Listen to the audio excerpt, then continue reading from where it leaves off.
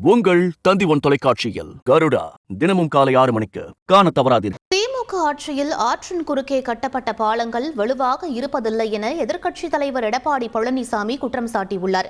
இது தொடர்பாக எக்ஸ் தளத்தில் பதிவிட்டுள்ள அவர், திருவண்ணாமலை மாவட்டத்தில் தென்பெண்ணை ஆற்றின் குறுக்கே திமுக அரசால் 16 கோடி ரூபாய் செலவில் கட்டப்பட்ட பாலம் 90 நாட்களிலேயே மழை வெள்ளத்தில் அடித்துச் செல்லப்பட்டுள்ளதாக தெரிவித்துள்ளார்.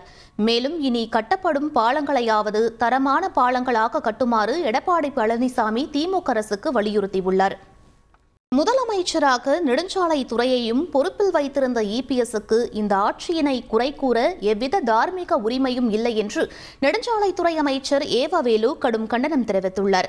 திமுக ஆட்சியில் கட்டிய பாலங்கள் எவ்வளவு தரமற்றவை என்பதற்கு அடித்துச் செல்லப்பட்ட பாலங்கள் சாட்சி என எதிர்க்கட்சித் தலைவர் எடப்பாடி பழனிசாமி குற்றம் சாட்டியிருந்தார்.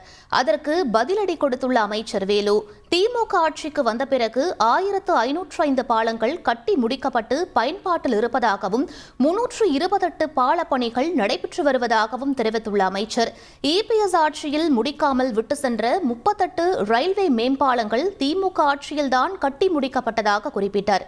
இபிஎஸ் ஆட்சியில் கட்டிய உடனேயே 7 பாலங்கள் இடிந்து விழுந்ததாகவும் கட்டும் போதேவும் இடிந்து விழுந்த பாலங்கள் தடுப்பணை உண்டு என்று சாடியுள்ள அமைச்சர் வேலு, ஃபெஞ்சல் புயலால் வரலாறு காணாத அதீத கனமழை பெய்து அதிகப்படியான வெள்ளப்பெருக்கு ஏற்பட்டதால் அகரம்பள்ளிப்பட்டு பாலம் பெரும் சேதமடைந்ததாக தெரிவித்தார். இந்த பாலத்தின் நீர் வெளியேற்றும் திறன் வினாடிக்கு 54,000 கனஅடிதான் என்றும் எதிர்பாராத பேரிடர் காரணமாக அதிக வெள்ளப்பெருக்கு ஏற்பட்டதால் பாலம் உடைப்பட்டதாகவும் விளக்கமளித்துள்ளார். திமுக ஆட்சியில் சாலைகள், பாலங்கள் தரம் வாய்ந்தவையாக கட்டப்பட்டு வருகின்றன என்றும் ஒவ்வொரு நிலையிலும் தரக்கட்டுப்பாடு பொறியாளர்கள் தரத்தினை சோதிக்கின்றார்கள் என்றும் குறிப்பிட்டுள்ளார்.